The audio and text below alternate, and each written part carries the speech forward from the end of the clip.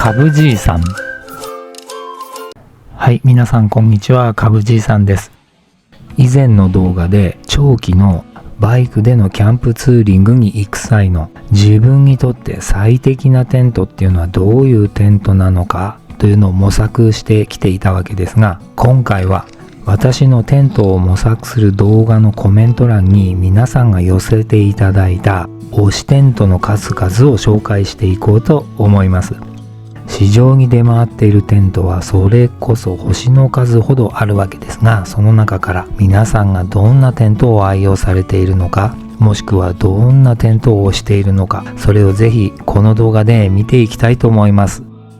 今回はその第1弾ドーム型のテント8選になります。それでは行ってみましょう。視聴者さんの推す長期ツーリング用のテント紹介第1弾になります。かぶじいさん。まずはじめに、私かぶじいさんが考えている自分にとって理想的な長期ツーリング用のテントというのはどういうスペックなのかについておさらいをしてみようと思います。私の2022年そして2023年の約11日間の北海道ツーリングを振り返りますと、日々ツーリングをしながらキャンプ地を点々と移動していく、つまりツーリングがメインであって、キャンプ自体は日々の移動の合間の就寝、そして食事をする、体力を回復するというところになりますので、テントの設営と撤収が素早く簡単にできることにウェイトがあります。そしてテント内で普通に就寝できればですね、それで十分であって、極端に快適性を求めている、そういうものではないということが言えると思います。そしてもう一つ大切なことが、キャンプ道具をできるだけ小型軽量コンパクトにしてですね、荷物の移動っていうものをできるだけ労力を使いたくないというのがありますので、テント自体の寸法や大きさに関してもある程度自分なりの求めるスペックというものがあります。私の求めるテントの使用はざっとこんな風になりますね。テントの重量は 2000g 以下。テントの収納サイズは長手方向が 40cm 以下。可能であればダブルオール構造。私一人が眠れればよい。最後に、前室が広めでキャンプツーリングの道具一式をすべて前室かインナーテント内に収納できること、これらが私の求めるテントのスペックになります。この私の求めるテントの仕様のうち1番目から4番目までを満足しているテントっていうのは世の中に数多くあるんですけれども、この5番目の条件、荷物をすべてテント内に収納できるテントとなると、一気にその候補は減るっていうことが分かりました。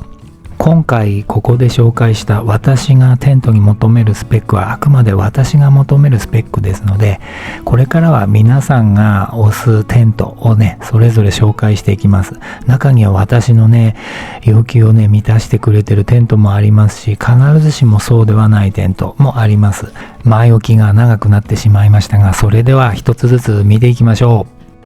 う。かぶじいさん。視聴者さんの推す長期ツーリング用のテント、その1番目は圧倒的に人気が高いなと思ったのがこのテントですね。鉄板といえば鉄板、コールマンのツーリングドームシリーズです。このテントは私が今更皆さんに紹介するまでもなく、ツーリング用のドーム型テントとしては鉄板中の鉄板ですよね。皆さんからの推しテントコメントを、もらう前からですね、おそらくこのテントっていうのが人気ナンバーワンであろうなというのはなんとなく察しがついていましたが、やはりそうきました。コールマンツーリングドームには1人用の ST と2人から3人用の LX という2つのシリーズ、さらにダークルームテクノロジーというね、夏でも、インナーテント内の温度が上がりにくい仕様のものがあります。このテントがなぜそれほど人気があるかというと、おそらくこのテントが持っている全体的なバランスの良さと、それに対するコスパの高さだと思いますね。ここでは一人でのキャンプツーリングを想定していますので、ツーリングドーム ST の仕様を見ていこうと思います。構造としては2本のグラスファイバーポールをクロスして立ち上げるドーム型の自立式テントになります。吊り下げ式のインナーでダブルウォール構造になっています。そして広い前室を構成するためのサブフレームが1本追加されてます。テントの材質はフライ、インナー、ボトムともに厚手のポリエステルが使用されてます。フレームはアルミでなく FRP ですね。この辺が重量へのインパクトを与えていて、総重量は 4kg とちょっと重たいテントですね。収納時のサイズも49センチの横幅がありますのでちょっと大きいんですね。設営時のサイズを見てみますと、テントインナーの横幅が120センチありますので、1人で使用する場合、テント内に大きなツーリングバッグ2個を収めることができます。また前室の奥行きが105センチもありますので、ここへ荷物を置いておくことも可能ですし、雨の日のテントおこもりの時も快適に使えるテントだと思います。写真のようにアウターの入り口をこのようにタープ状に展開することができるので、いろいろな使い勝手があります。またインナーテントはご覧のようにフルメッシュではないオールシーズンに対応できる仕様ですのでね、どんなシーズンでも使える万能的なテントかなと思います。出入り口は長手方向に前後1箇所ずつ合計2箇所ありますので便利ですね。ドアはフルクローズとメッシュを、選ぶことができます。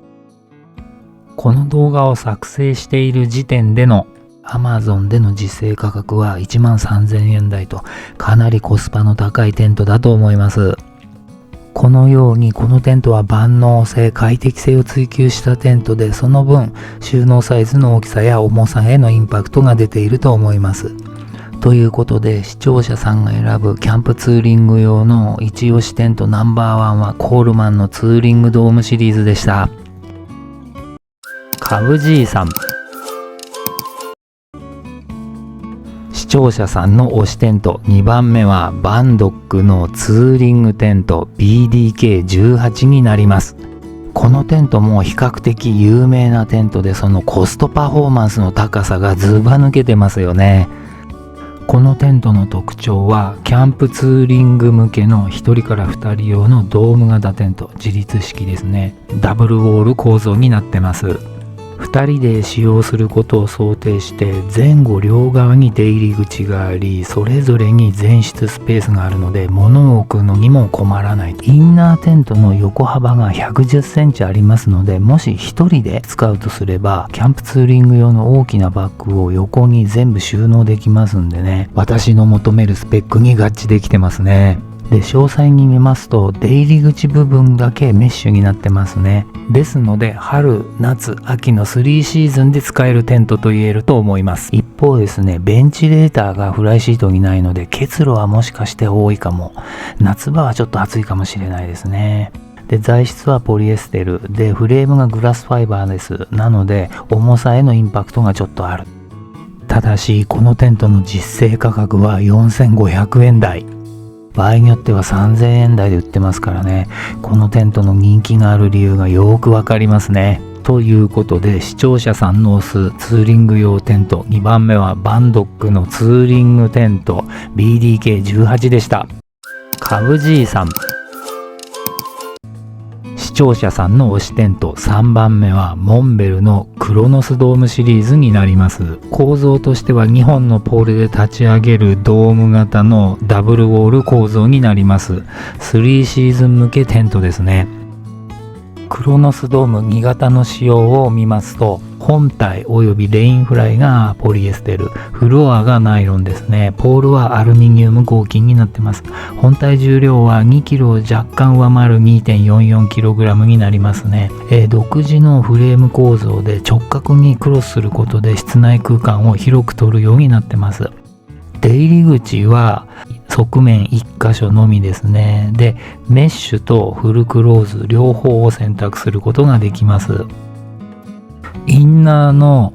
横幅が130センチありますので、1人で使う場合は横にキャンプ用のツーリングバッグ2個ね置くことができます。前室は出入り口側前面に1箇所のみ、奥行き75センチということでそこそこの前室の広さがありますね。キャンプツーリング用のバッグをすべてフライもしくはテント内に収納することを考えると、やはり、2人用を選ばざるを得ないんですが、そうしますと重量が2キロを超えてしまうと。ちょっとね、あと一息なんですよね。でもとてもいいテントだと思いますね。2024年10月時点でのモンベルショップでの価格は3800円。ややお高いテントですね。でも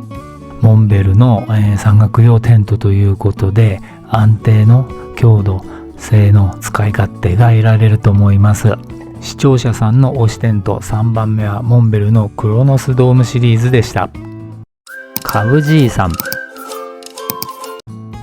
視聴者さんの推しテント4番目はやはりモンベルのステラリッチシリーズになります。ステラリッチシリーズはモンベルを代表する山岳用テント。山岳用ということでパッキングサイズの小ささ、そして重量の軽量さ、そして風雪に耐える強靭な構造ということが特徴になると思います。構造としては2本のポールを交差するドーム型のダブルウォール構造自立式ですね。今まで紹介してきたテントは出入り口が側面長手側にありましたが、このテントは山岳用ということで前面側に1箇所あります。これは出入り口を小型化することによって重量を軽減するとともに、山岳地帯における狭いテント場での出入りを考慮しての設計なんですね。レインフライシートについては5種類のカラーバリエーションがあって、その中から好みの色を選ぶことができます。またレインフライシートは通常の4シーズンタイプと、全室エリアを拡張したタイプ、そして冬山積雪機用のフライシートを選ぶこともできます。キャンプツーリング用の荷物をすべて収納できることを前提として、ステラリッチの2型の仕様を見てみますと、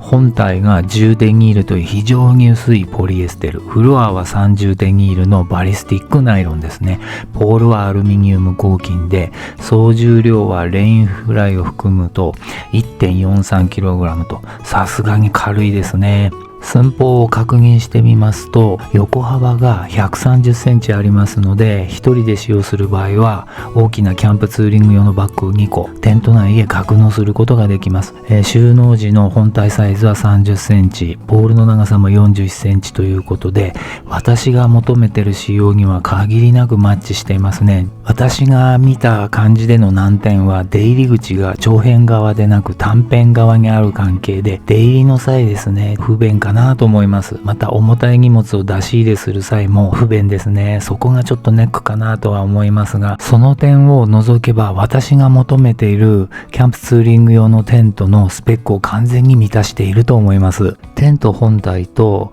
レインフライを合わせた合計のお値段はモンベルショップで53,900円になります。結構お高くなってきましたね。視聴者さんの推しテント4番目はモンベルのステラリッチシリーズでした。カブじいさん。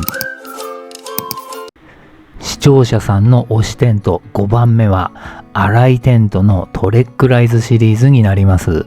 トレックライズシリーズは山岳用テントのメーカーとして有名なアライテントが出しているキャンプツーリング向けの3シーズンテントになります。見ての通り出入り口が長辺側に1箇所あり、メッシュとフルクローズを選ぶことができます。構造としては2本のポールをクロスさせるドーム型の自立式ですね。ダブルウォール構造になります。今まで紹介してきたテントはすべてフレームに対してインナーテントを吊り下げるタイプでしたが、このテントはスリーブ式といって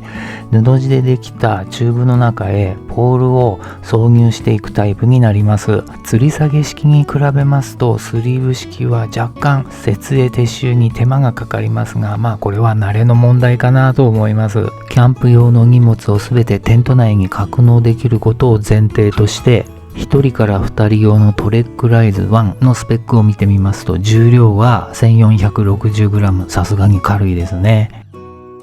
幅は110センチありますので、一人で使う場合横に荷物を全部収納できます。収納時のサイズが30センチ ×14 センチ、フレームが38センチということで、やはりコンパクトですね。素材は本体、フライ、シートともにナイロンですね。フレームは DAC のアルミフェザーライトになります。テントの横幅が110センチありますので、一人で使用する場合ですね、ギリギリ自分の横にキャンプツーリング用のバッグを2つ収納することができますね。重量も軽い、パッキングサイズも小さいということで、このテントも私が求めるキャンプツーリング用テントのスペックを完全に満たしていると思います。私の個人的な意見では、スリーブ式なところが若干使いづらいかなとは思います。価格はこの動画作成時点で楽天市場で税込み55,000円ですね。やはりちょっとお高いテントになります。視聴者さんの推しテント5番目は荒井テントのトレックライズシリーズでした。カブじいさんチャンネルは、還暦を過ぎた私カブじいさんがクロスカブとの出会いで人生が変わったをメインテーマに、ツーリング、キャンプ、ハイキング、登山、旅行、様々な道具、そして人生のお話などなど何でもありのゆるいチャンネルです。よく噛むのがたまに傷ですが、ドンマインド。チャンネル登録、高評価にコメントもどうぞよろしくお願いします。視聴者さんの推しテント6番目はザ・ノースフェイスのマウンテンネスト2になります。私はザ・ノースフェイスのテントと言いますとね、極限の南極や北極もしくは高い高山で使用する遠征隊向けの強靭なテント、例えばこのザ・ノースフェイスのジオドーム4、こういったテントをイメージしていました。今回コメント欄へですね、皆さんの推しテントを募集したところ、このザ・ノースフェイスの一般向けのテントもあるということを知った次第です。コメント欄への書き込みありがとうございました。マウンテンネスト2の構造を見てみますと、2本のポールをクロスして立ち上げるドーム型の吊り下げ式ダブルウォールテントになります。インナーテントはフルメッシュですので、3シーズン割と温暖な時向けのテントだということがわかります。出入り口はテントの長手方向に2箇所あることがわかります。写真からは分かりにくいですが、アウターフライの上部にベンチレーションがあると書かれてます。テントの材質を見てみますと、インナーテントはナイロン、フロアとフライシートはポリエステルのポリウレタンコーティングですね。フレームはアルミニウムのポールだそうです。総重量が 2.19kg と若干 2kg オーバーしていますが、まあ許容範囲だと思います。一方ですね、収納サイズが長手方向60センチもあるんですね。これはおそらくポールの最小寸法が60センチなので、ポールを除くとどれぐらいコンパクトになるかがちょっとわかりません。テント設営時の寸法を見ますと、横幅が129センチありますので、一人で使用する場合ですね、キャンプツーリング用の大型バッグ2個をテント内に余裕で収納することができます。長手方向前後に前室がありますね。奥行きは60センチ、まあそこそこの大きさですね。私自身の好みとして、インナーテントは結露の発生しにくいフルメッシュが好みですので、このテントは収納サイズの大きさを除けばいいテントだなぁと感じましたね。この動画作成時点での Amazon 実勢価格は 32,865 円と、視聴者さんの推しテント6番目はザ・ノースフェイスのマウンテンネスト2でした。カブじいさん。視聴者さんの推しテント7番目はキャプテンスタックのリベロツーリングテント2人用になります。キャプテンスタックといえば国産のアウトドア用品メーカー、コスパの良さで有名ですよね。まず構造を見てみますと、2つのポールをクロスして立ち上げるドーム型自立式ですね。ダブルウォールテントになりますね。インナーテントは吊り下げとスリーブを併用していることが見て取れます。出入り口は長手方向前後に合計2箇所。フルメッシュとフルクローズを選べるようです。材質を見てみますと、フライ、インナー、フロアともに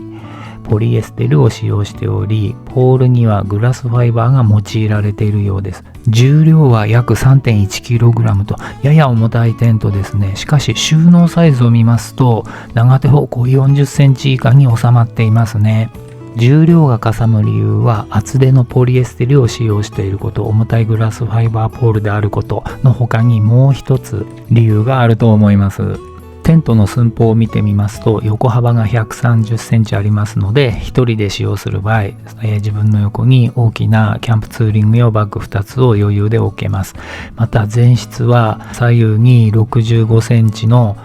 奥行きの前室がありますので使いやすいですね。そしてこのテントは高さが130センチありますので出入りも楽ですし、内部の居住空間も広いと思います。それと引き換えにテントの重量が重くなっているのだと思います。インナーテントがオールメッシュではないので、ちょっと寒いシーズンでも使えるテントかなと思いますね。この動画作成時点での Amazon 実勢価格は6458円とコスパの高いテントですね。視聴者さんの推しテント7番目はキャプテンスタックのリベロツーリングテント2人用でした。カブじいさん。視聴者さんの推しテント8番目は小川テントのステイシー ST2 になります。小川テントといえば日本を代表するテントの老舗ブランドですね。その小川テントから販売されているステイシー ST2 はなんと誕生から20年経った今も製造販売が継続している超長寿命の人気テントになります。ステイシー ST2 の構造は一般的なドーム型の吊り下げ式ダブルオールの自立式テントです。ポールの一部が前方に伸びて大きな前室を構築しています。この広々とした前室がステイシー ST2 の最大の特徴ですね。誕生から20年を経過して数々の改良進化を重ねて今に至っている、使い勝手が非常に良いと評判のテントです。テントの素材としてはフライ、インナー、グランドシートともにポリエステルですね。ポールはアルミニウム合金。これだけ大きいテントですのでさすがに重く、総重量は 3.9kg。収納サイズも長手方向が52センチとなかなかの大きさになります。広々とした超快適な前室を備えていますので、この重さと大きさは何とも致し方ないかなと思えます。テント設営時の寸法を見てみますと、まず横幅が150センチ、大人2人プラスアルファの余裕の幅があります。ですのでキャンプツーリング用の大型バッグ2個は余裕で収納ができます。前室も奥行きが110センチ、高さも十分あります。インナーテントだけでなく前室エリアでも高さが120センチもあります。出入り口は長手方向前後に1箇所ずつ合計2箇所、これも使い勝手の良さになっています。このテントはこの大きさからですね、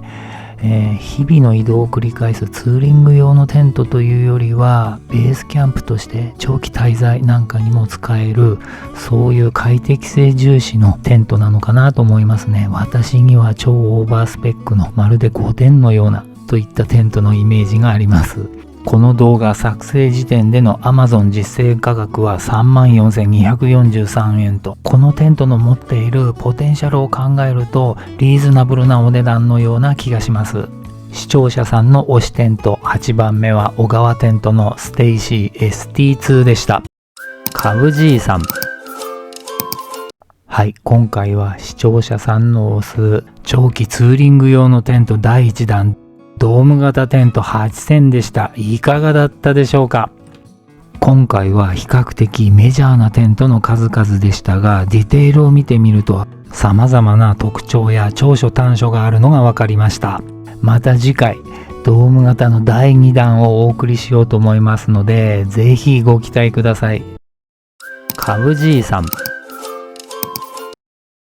週末土曜日不定期で動画更新中です。チャンネル登録とベルマークをクリックしてぜひお待ちください。